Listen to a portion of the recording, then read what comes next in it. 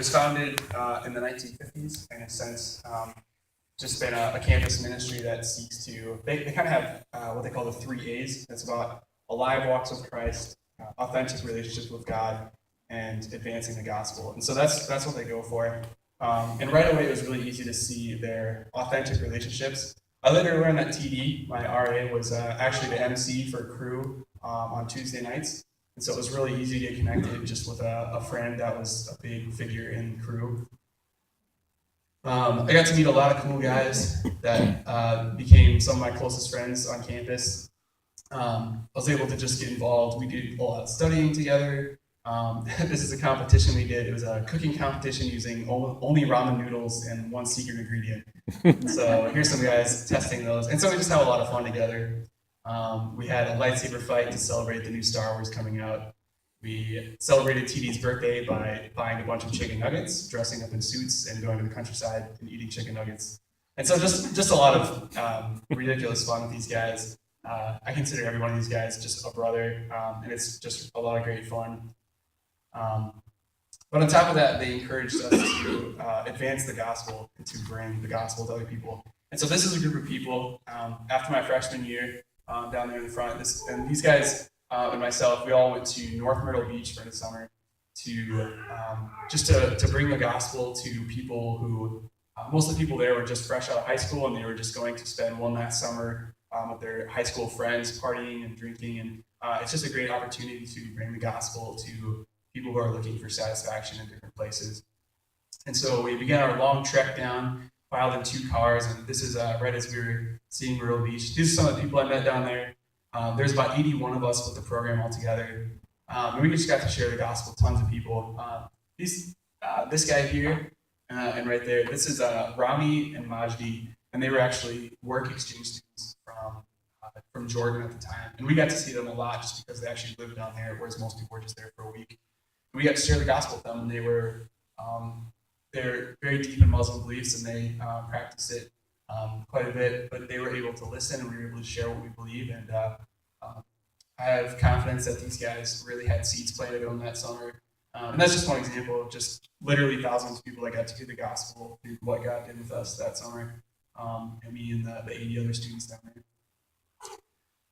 So then coming back after my freshman summer, we had new freshmen coming in, and this is one of those freshmen. This is Dylan, and there was a lot of people that got involved with CRU, but I love Dylan's story just because he's a really close friend of mine. So Dylan moved in to campus with the idea of living the campus life, whether that's partying or just enjoying college life and just looking out for himself. And on one of the first days, one of my friends actually came up to Dylan and just invited him to CRU and said, "Hey man, if you're looking for some friends, just feel free to come hang out. We're just a group on campus." And so I did.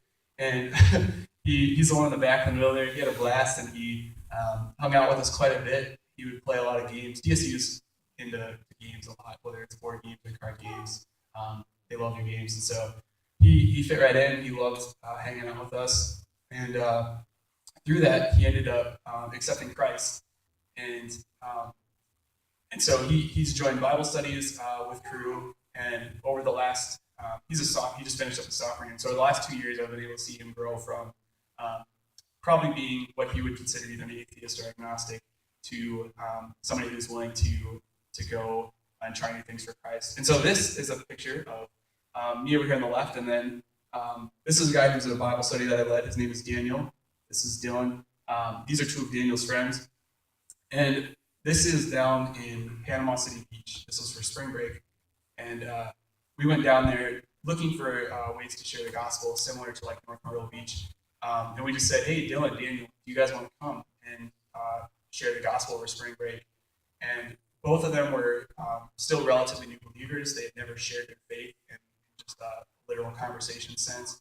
But they said, "Sure, we'll go." And Daniel invited his 2 friends who had also were very new to their faith.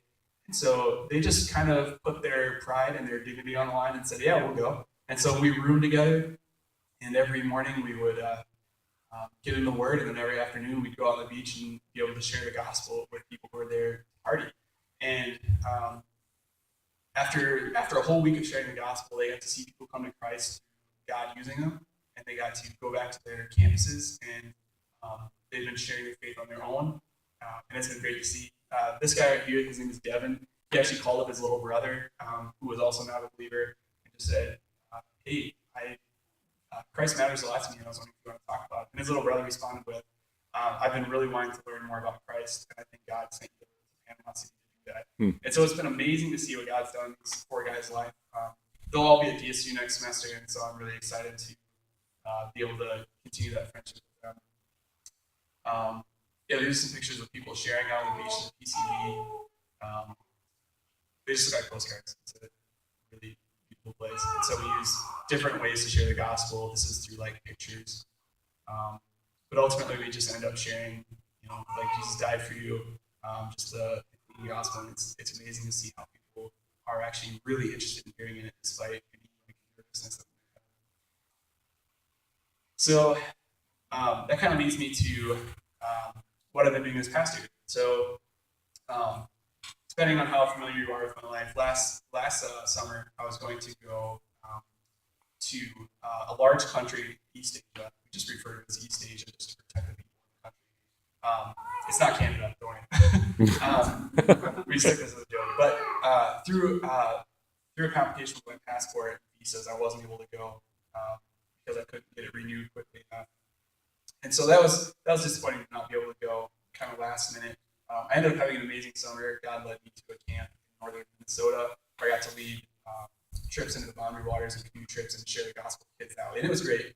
But I really missed not being able to go to East Asia with some friends that were going as well. But then in September, my director for our region, he called me and he said, "Hey, we're actually having students lead the trip to East Asia, and we were wondering, since you have some experience with prepping for it all, if you'd like to be part of it." And so I was super excited, and I said yes. And so since about September of last year, I've been prepping to lead a trip to East Asia. So these are the two people I've been working with. This is Ashton, and she's from South Dakota State in Brookings. This is Josh, he's from USD Vermilion, and then I represent Dakota State. And so we've been advertising really hard just in our region to students saying, "Hey, would you like to come with us to East Asia and just share the gospel?" And we've also been doing a little bit around the whole upper Midwest and some neighboring states. And so currently we have a group of 18 students who are all ready to go in about 3 weeks' time to East Asia to spend 6 weeks sharing the gospel. And so what that looks like is, I wish I had pictures, but I haven't actually been there. It's hard to share pictures of past groups. This is our group, but it's hard to share pictures of other groups that have gone just for safety of the people who mostly were safe as students going in, but sometimes the people that we share with or work with need to protect their identities. So it's hard to share pictures. But this is the group we'll be going with. I've met all these guys multiple times, and they're awesome. I'm super excited to go. What'll happen there is we'll be going as students. And so in the morning, we'll take a language class. And then in the afternoons, we'll just have 3 to 4 hours of data share the gospel.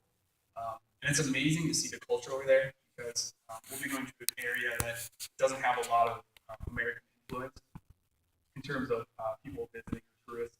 And so I've heard stories of people, walking into a dorm room and saying something simple, just yelling like, "Who wants an American friend?" And just doors slam up and down all the way. People come running. And so it's literally just right for the hardest. You can talk to people about who Jesus is. Have you met Jesus? You'll know what village he's from. So it's just a clean slate to be able to share, which can be a little bit nerve-wracking at times, but also share the gospel.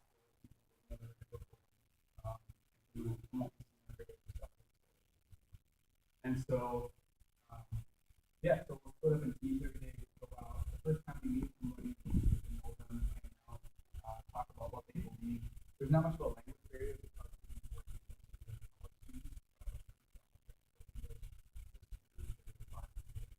so there's still we'll know them. The second time we meet them, third time we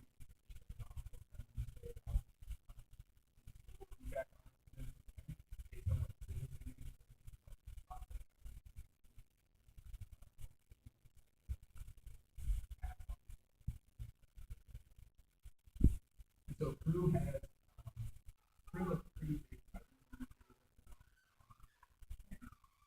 they currently have, I believe, 50% of their full-time staff have been through people on some project. So it's cool to see that we can go to the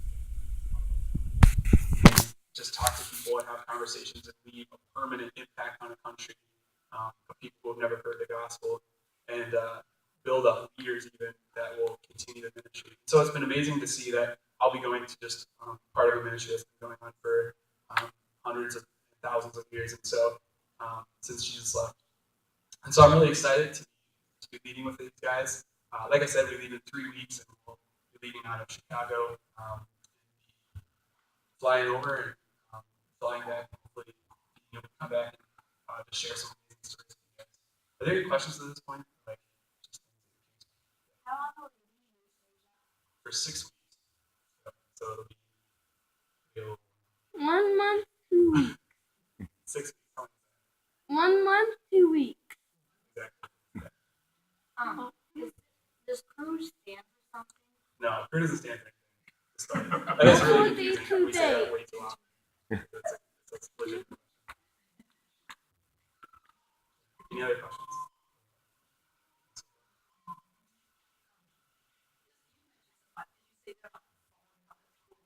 Oh, yeah. So, yeah, one thing that we do is like, just to give an idea of how the ministry works over there, we take a phone with us, usually just some cheap phone that we can buy over there, get a SIM card, and we just take numbers from people who have either accepted or are very interested in the gospel. We fill it with numbers. And then hopefully by the end of the summer, there's people called stagers, which are Americans over there with CRU, but they're there for a year at a time. So it's just a little higher commitment, a little more involved. But we can actually take that phone and pass it off to stagers who are just arriving when we're leaving. And so it's a really easy way to just continue the ministry by saying, like, there's tangible connections to people in our area that are already interested in the gospel. Now, when you're going, The college students will. So there's a campus in the city that we're going to, and just as a requirement for people in that country, they have to pass certain levels of English exams to go to college. And so, I mean, you have to talk slow and kind of make sure they're understanding, ask questions that they have to, they can't just say yes or no, because it's actually an honor shame based culture. We're kind of a guilt innocence culture. So you're right, you're wrong. They're honor shame. And so if you ask somebody like, "Do you understand what I'm saying?" They'll always say yes. Because it's like they don't want to shame themselves, and so they'll always say yes. And so you kind of have to make sure they're tracking clever ways that they taught us to do. But yeah, there's not much of a language barrier, which is cool considering you don't have to bring over translators and things like that. Off campus is a little more difficult. they give us menus to help us order food, like menus that we can carry around. Say like, I want this, just give me the closest thing you have to this. So there'll definitely be some adventure in that aspect. For the most part, almost all the students on campus have a pretty solid grasp of English. Well, any of the others in your group have already gone in previous No. years? So you're definitely welcome to invite people back or to send people a second time. But for us, all of us are new to East Asia. Some of us have gone overseas on missions before. Some of us, it's our first time going on a missions trip. And so it's kind of varied for that, but for the most part, we'll all be new to the country. Like I said, there are stagers there right now who, in case of emergency or even less than emergency scenarios, we can obviously touch them and ask questions or just get advice, help organize things with them. So there's definitely resources there to keep us supplied, I guess. Stinters. It stands for short-term international. I didn't explain that. Oh. Short-term international stint. Yeah, they're there for a year. They're just most of them are students or people who just graduated from college and are there.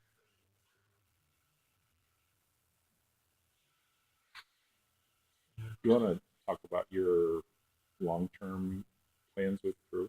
Yeah. So it's still kind of up in the air what I want to do after graduating.